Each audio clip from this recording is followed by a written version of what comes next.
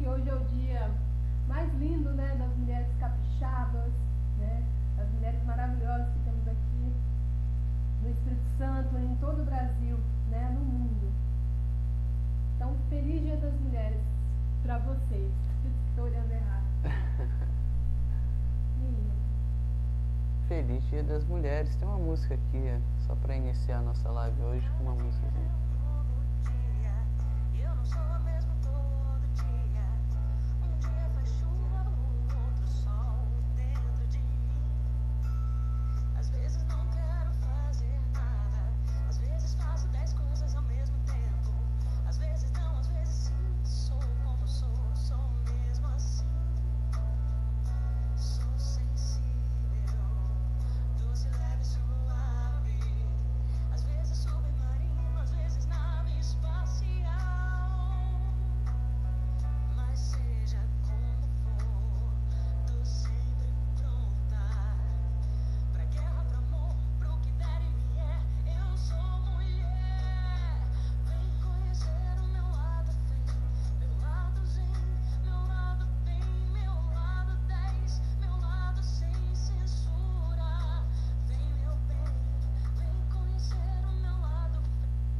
Parabéns pra você. Tem que olhar lá também.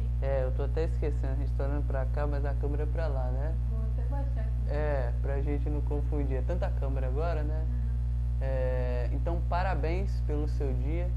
E ser mulher é um desafio, mas ao mesmo tempo é recompensador, porque vocês são incríveis, entendeu? Então, acredito. Eu tava até falando pra ela um pouco antes da gente começar, que eu acho que se o homem tivesse que dar à luz, ele jamais daria, né?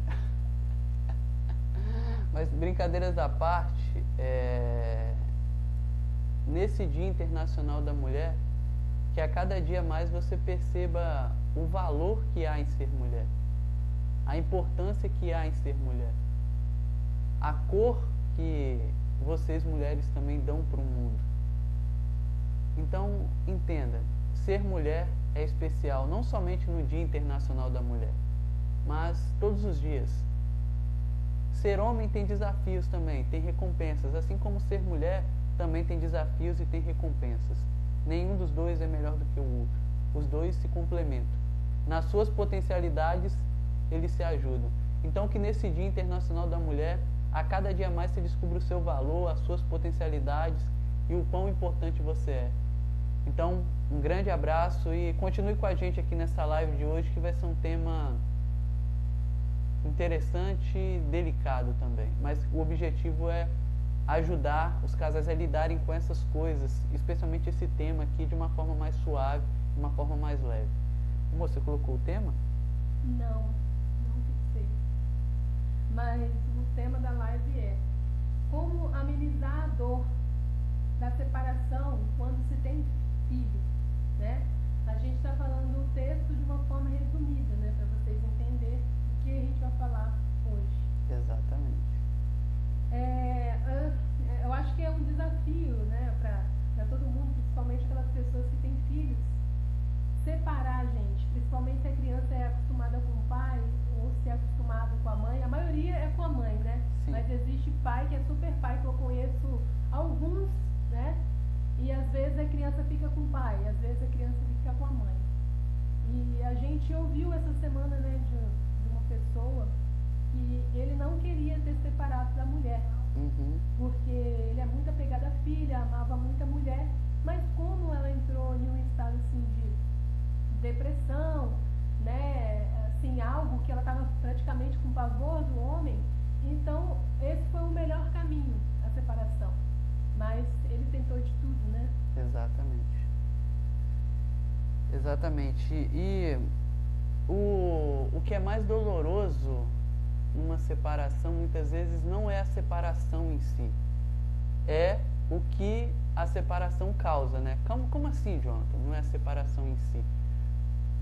Porque o que uma separação causa? Imagine um vínculo de 10, 5, 15 anos. Que já tem, nesse caso aqui, que já tem um filho, né? Ou uma filha.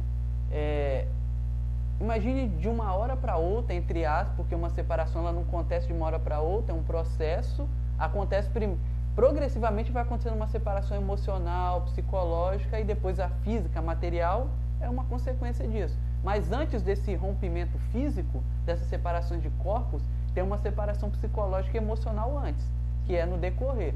Então, quando se chega ao ponto de separar fisicamente, aí começa-se, né, a dor emocional do próprio par e uma outra dor que vai causar nos filhos. Então, a dor maior é ainda maior nos filhos, ainda mais quando é pequeno, porque uma separação dos pais, um filho numa idade tenra, traz danos emocionais. Por quê?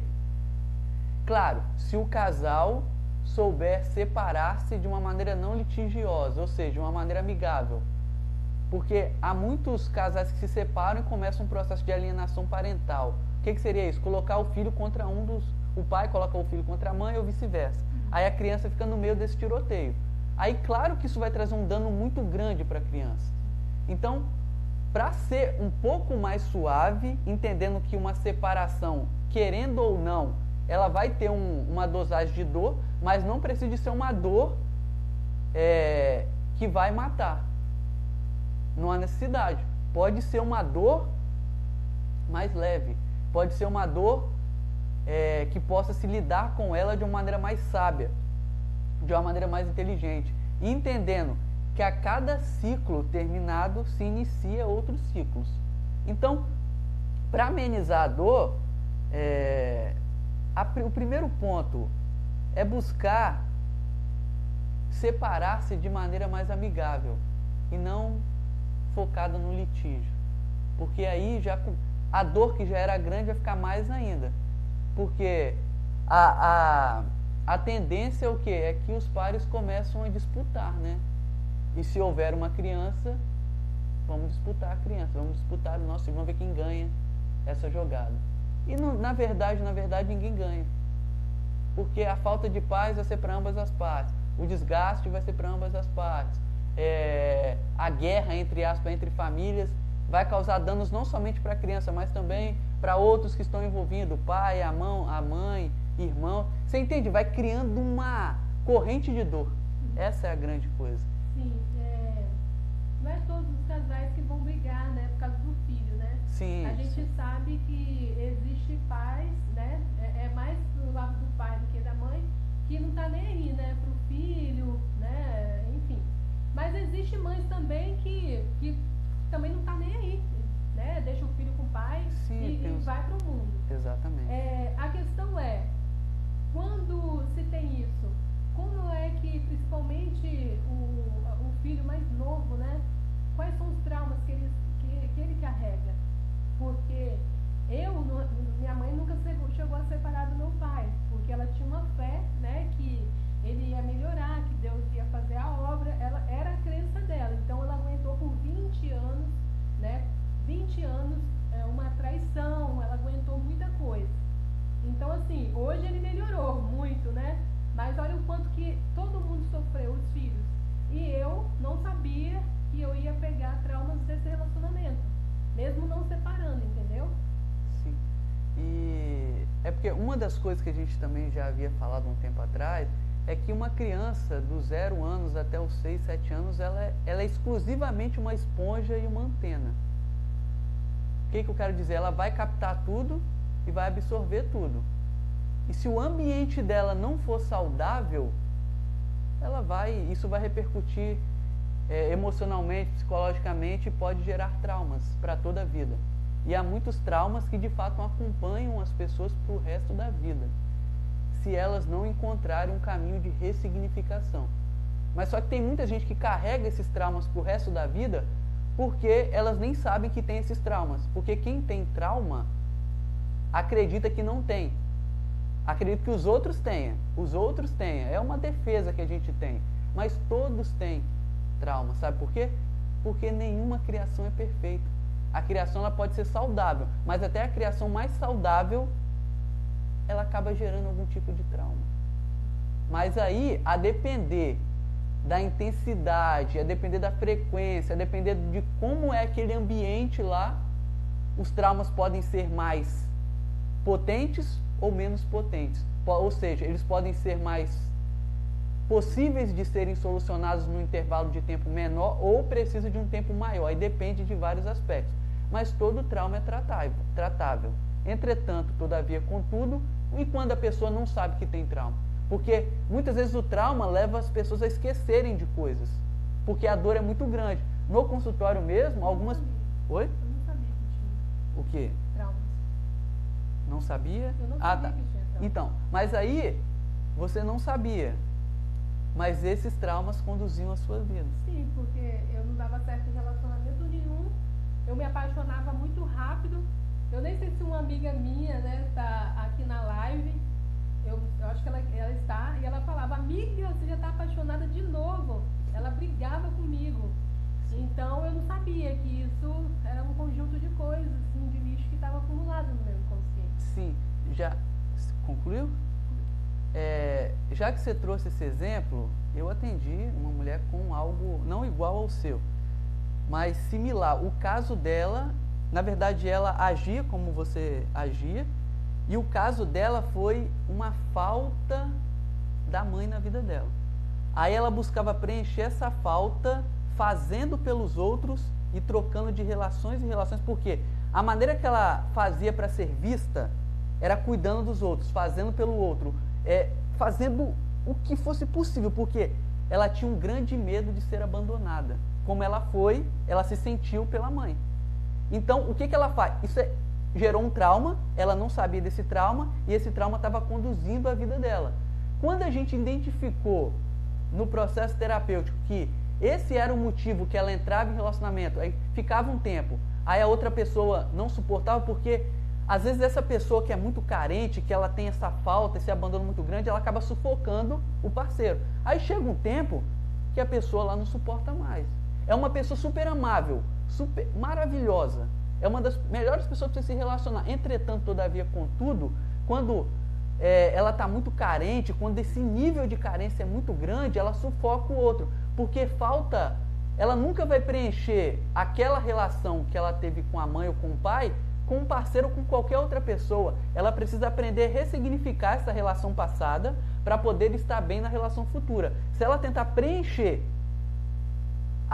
o vazio da relação passada com as relações no presente, sempre a tendência é que seja nada saudável. A tendência é que as relações fiquem cada vez mais pesadas e ela vai pulando de relação em relação e não entende. Termina aqui, vai para lá, termina aqui. Porque ela está buscando algo, ela ou ele, porque é independente, isso pode ser homem ou mulher, vai ficar buscando na relação aquilo que ela nunca vai encontrar. O que ela vai encontrar é sempre dor, mágoa e ressentimento. Aí vai chegar um ponto que ela vai falar bem assim, não tenho sorte para o amor.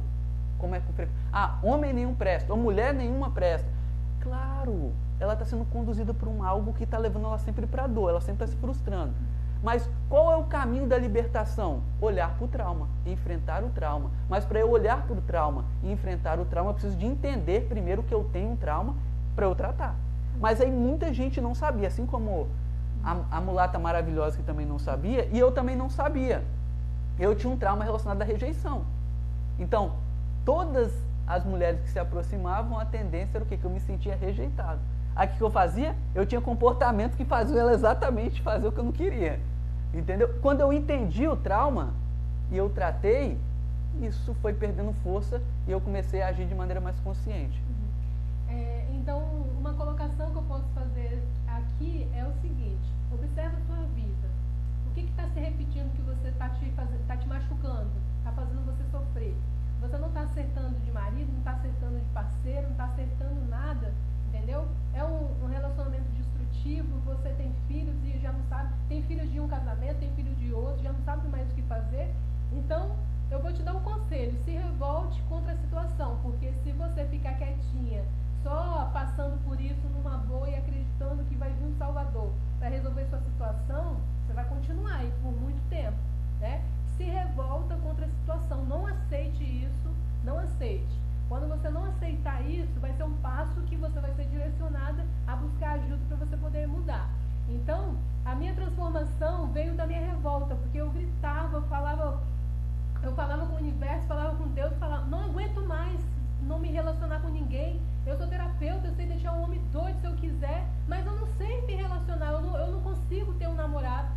acho que a pessoa que quer se aproximar de mim quer se aproveitar por eu ser terapeuta, entendeu?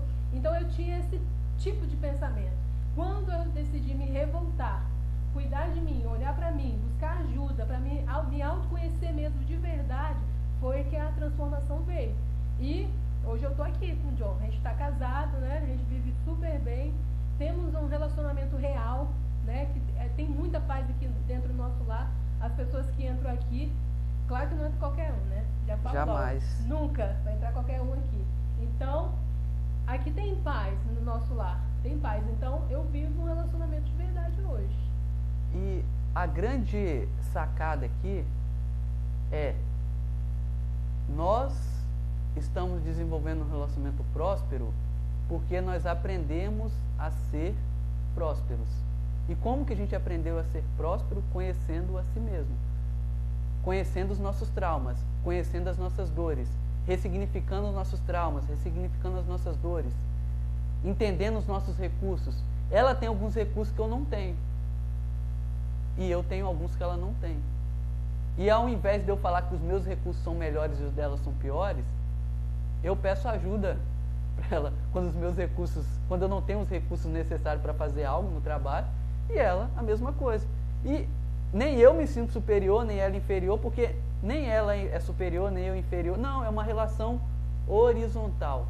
Porque a gente entendeu que a gente não está no relacionamento para se desafiar e para discutir ou para dizer quem manda, quem não manda, quem é certo, quem é errado. Não.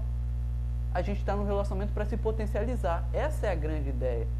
Não para nos completar, para a gente se potencializar, para a gente fazer um ao outro transbordar. Porque a gente entendeu que independentemente da gente estar com o outro ou não, nós vamos ser felizes, nós vamos ser prósperos, nós já somos completos.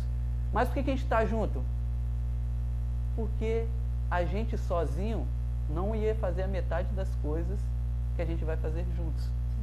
E, claro, a gente se ama. A gente se encontrou. Mas a gente tem em mente que esse encontro não é um encontro de busca de um salvador ou de uma salvadora. É um encontro que nos coloca numa posição bem assim: você pode escolher amá-la e ela da mesma forma. Ela pode escolher amá-lo. Sem pressão, sem...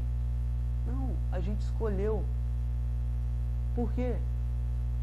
A gente escolheu. Não porque a gente estava em desespero.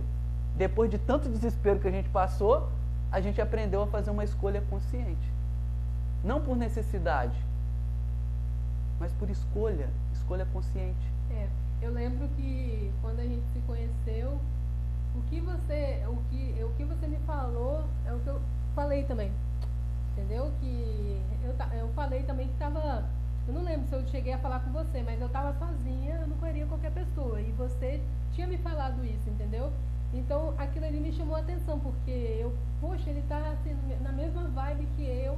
Aí eu tomei iniciativa. Exatamente. Gente, é preciso ser real para construir um relacionamento real. Enquanto as nossas sombras, aquilo que a gente não quer ver, mas nos domina e nos guia, e nos impede de ter um relacionamento próspero. Não tem aquelas coisas que você não quer olhar, que você continua evitando, que você fala que não tem nada a ver? Tem tudo a ver. É preciso olhar para essas coisas. Mas, novamente, não acredita em mim. Teste. Eu não estou falando do que eu simplesmente ensino. Eu estou falando do que eu vivo também, na minha própria relação. E eu vejo vários casais que tinham tudo para ir para frente, terminar o relacionamento, porque eles não têm coragem de olhar, cada um não tem coragem de olhar para suas sombras, de chegar, olhar no espelho e falar: eu preciso melhorar aqui, eu preciso tratar isso aqui. Porque se a pessoa não é saudável, novamente, é impossível ter um relacionamento saudável. Sim. Fala, amor. Só você dar uma pincelada, fazer um pouco de um resumo do que você está falando, né, sobre a separação, quando se tem filhos, né, como evitador, porque tem pessoal chegando. Ah, tá. Fazer um breve resumo aqui. O título da live é relacionado, né, à separação e... como evitar essa dor relacionada à separação quando se tem filho? Primeiro, não tem como aí evitar a dor, porque vai ter dor. É preciso de colocar os pés na realidade. Toda separação é uma morte simbólica que acontece, uma morte psicológica. Eu tinha um vínculo, o vínculo se quebrou, é uma morte. É como se fosse um ente querido que tivesse morrido e você não vai mais ver, acabou. Por isso que causa tanta dor, entendeu? Por isso que é tão difícil de lidar, por isso que a gente quer correr, por isso que a gente não sabe o que fazer, por isso que é tão doloroso, a gente fica meio perdido, porque é uma morte. E a morte amedronta, pelo menos grande parte das pessoas ao redor do mundo. Então acontece uma morte aqui, uma morte simbólica. Então a gente tenta evitar a dor, mas aí que a gente sente mais dor. Não é evitar a dor, é saber lidar com a dor de maneira inteligente. Porque a dor, como qualquer coisa na vida, passa. Então é preciso aprender a lidar com a dor. Quando a pessoa tende a fugir da dor, que é a maioria, ou ela vai para a loucura, ou ela vai para a doença, ou ela vai para a morte. A audiência colocou, é muito difícil chegar para dentro de si. Sim, é o nosso maior desafio. É o que eu costumo dizer com frequência. O inferno não é o outro. O desafio não é o outro. O problema não é o outro. O desafio está em eu olhar para esse ser aqui, ó, que tem defeitos e tem potencialidades, e me aceitar e aprender a lidar com as dores e as delícias de ser quem eu sou. E de me olhar de maneira inteira. Esse é o nosso maior desafio. Eu posso garantir que quando a gente aprende a olhar para a gente e aprende a ser uma boa companhia para a gente vai ser uma boa companhia para qualquer pessoa. Eu não tenho dúvida disso. Nenhuma. Eu fico até meio emocionado em falar isso, porque eu sei o Jonathan que eu era 10 anos atrás. Eu sei. E as pessoas que conviveram comigo também. Estou pronto? Não. Vou estar um dia? Também não. Mas certamente a cada dia eu vou estar melhor do que o dia anterior. Porque é uma coisa que eu escolhi. Eu quero ser melhor a cada dia. Não pelo outro, mas por mim. Se eu estou aqui para passar um tempo e continuar a mesma coisa, não vale a pena. O objetivo é melhorar, é crescer, é avançar. Então, olhar para si de fato é o nosso maior desafio. E uma outra coisa, alienação parental. Quando acontecem separações, quando ela é litigiosa, ou seja, quando os pares não se divorciam de uma maneira amigável, vai para a justiça, tem um monte de situações nada favorável, desagradável. Quando vai para esse caminho, a tendência é que quem mais sofre é o filho. Porque aí pode existir alienação parental, que é quando um dos pares coloca um filho contra em relação ao outro, o pai coloca o filho contra a mãe e vice-versa. Aí é a criança que mais sofre, e quanto mais jovem é a criança, maior o poder do trauma que vai acarretar para essa criança. Então, quer diminuir um pouco também a dor? Se for separar, busca, e tendo criança, busca se separar da maneira mais amigável possível. Se não for por você ou pelo parceiro, pela criança. Porque o dano emocional que a criança vai ter não é irreversível na maioria dos casos. Na maioria dos casos. Mas vai dar um trabalho, vai gerar tanta dor para a criança, vai gerar custos financeiros, claro, porque vai precisar de um tratamento, vai gerar outros tipos de custo, mas o custo maior é o emocional. Esse é o custo maior. Vai causar uma desestrutura na vida emocional da criança. Ela pode crescer com o passar do tempo com uma tendência a ser muito ansiosa, uma tendência à depressão, à melancolia, e as consequências são grandiosas. Então, para evitar uma dor maior, é mais sábio fincar os pés na realidade, sair da ilusão, porque quando eu lido com uma separação com os pés não, na lua, ou seja, no ar, ou seja, se não estou na realidade, é o que eu disse anteriormente, ou eu vou para a loucura, ou eu vou para a doença, ou para a morte. É um desses três caminhos. Então, finca um pé na realidade. Ok, não tem outro jeito a não ser separar? Então, vou lidar com essa dor, está doendo. Assume a dor, está doendo. Você está com raiva da pessoa, você está sentindo aquelas coisas assim que está te deixando muito mal. Assume isso, não negue. E, se puder, procure um profissional, nesse caso da psicologia, para te dar um auxílio, para te dar um apoio. Você precisa ser ouvida, você precisa de uma orientação, procure. Ah, não quero, não gosto de psicólogo, acho psicólogo muito chato. Ok, está tudo bem, não tenho nenhum problema com isso. Você acha que não vai resolver? Ok, mas procura um amigo então. Procura alguém, se você possa se abrir e vomitar tudo isso, porque isso vai te envenenando. A raiva vai envenenando. O ódio vai envenenando. Você entende? Aquele vai ficando pesado. Então é importante encontrar um canal para tudo isso que está te matando sair. Quando eu falo você, eu não estou falando diretamente a você, eu estou falando qualquer pessoa, né? Para sair, porque tudo que entra precisa de sair. Não é assim com o alimento, a gente come, uma parte dos nutrientes vai sustentar o nosso corpo, vai nutrir, e o restante que não vai ser útil, vai embora. Emocionalmente é a mesma coisa. Eu preciso de conter um pouco das emoções e algumas delas têm que sair. E muitas vezes é verbalmente ou pelo corpo. Fala, amor. Você colocou aqui, ó, a maioria quer voltar à adolescência e outros para o ódio. Adolescência no sentido de querer fazer tudo, pegar tudo, chutar o balde. Então, isso no nosso curso a gente fala sobre a criança ferida, né? Quando tem uma pessoa... Entenda, isso não é regra geral, não quer dizer que todas as vezes é isso. Mas numa quantidade considerável de vezes, essas reações é em virtude de uma criança ferida. É de uma questão mesmo anterior, da infância, que a pessoa aprendeu a lidar. Na infância a gente aprende a reagir às coisas. A gente aprende a lidar com algumas coisas, especialmente no sentido emocional, no sentido comportamental. Então, vamos supor que uma criança, ela aprendeu, ela foi condicionada em virtude do meio dela, a toda vez que ela fazia alguma coisa que não deveria, ela aprendeu a reagir de maneira ou sair correndo, ou gritar, ou ter uma outra atitude. Se essa criança não for ensinada, ela for crescendo tendo essas reações, ela vai se tornar uma adolescente com essa postura, um adulto, um jovem. Então, muitos casais, eles se relacionam baseado nas suas crianças feridas. Então, às vezes é difícil o diálogo. Às vezes é difícil ouvir algo que não se quer ouvir. Porque criança não resolve problema. Adulto resolve.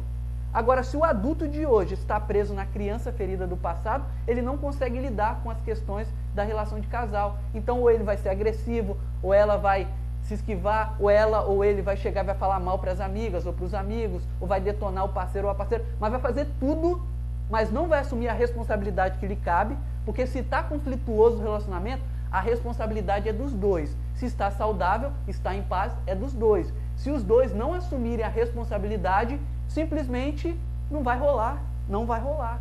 Agora, se são dois adultos, eles vão resolver. Agora, se esses adultos estão com as suas crianças não tratadas, eles vão ficar na defensiva, eles vão discutir constantemente, porque criança não resolve problema. Adulto resolve, criança não resolve. É simples, direto e objetivo. É preciso de cuidar da criança, é preciso curar a criança. Muitos adultos não têm relações saudáveis porque eles estão presos nas suas crianças feridas, presas em traumas. Então é preciso olhar para isso. Senão, gente, aí o que acontece muitas vezes é o quê? É tratar o sintoma. Estou agressivo? Vou tomar um remédio. Nada contra remédio. Nada. Mas só vai aliviar, não vai resolver. Por quê? Para eu começar a ser menos agressivo, eu preciso de entender por que eu estou sendo tão agressivo e começar a tratar isso para eu ter comportamentos menos agressivos. Se eu tomo um remédio, eu simplesmente vou aliviar um pouco, depois eu vou agressivo. Anestesiar. Por que no geral as pessoas tentam mais o remédio do que a terapia? Porque o remédio dá uma aliviada, mas não resolve. E, novamente, nada contra o remédio. O remédio tem o seu lugar, mas ele não resolve. Um ansiolítico, por exemplo, ele alivia os sintomas, mas não resolve se a pessoa não mudar hábitos. Se ela não parar de hiperacelerar o pensamento, se ela não parar de ficar pensando constantemente no futuro, diminuir um pouco isso, se ela não ir mudando os hábitos pouco a pouco, ela vai só se anestesiar com o remédio. Só isso. O remédio é para dar um apoio para ela poder se tratar, mas depois vai acontecer um desmame e ela vai parar de tomar o remédio. Na maioria dos casos. Então, você entende? No relacionamento é preciso olhar também com esse caminho. Gente, quer construir um relacionamento próspero, é preciso ser quer construir um relacionamento saudável, é preciso. É saudável. É Quer simples. construir um relacionamento real, né? É preciso. Você precisa ser de verdade, né? Agora, enquanto os pares estão convivendo com o estranho, dá até para criar um filme, né? Convivendo com o estranho. Vamos criar, porque o clima ficou um pouco tenso aqui, né? Vamos colocar um pouco de humor. Muitos casais são estranhos. Poxa, olha só, se eu me relaciono com ela e eu não sei as duas principais necessidades dela, cara, eu estou sendo... não estou me relacionando. Eu preciso de entender as necessidades dela e ela a minha, para a gente ir se ajudando. Às vezes, ela precisa de simplesmente o quê? Um abraço, né? Às vezes, ela precisa que eu simplesmente cale a boca e só fique quieto. Mas isso é automático? Não. A gente investe no relacionamento. A gente está...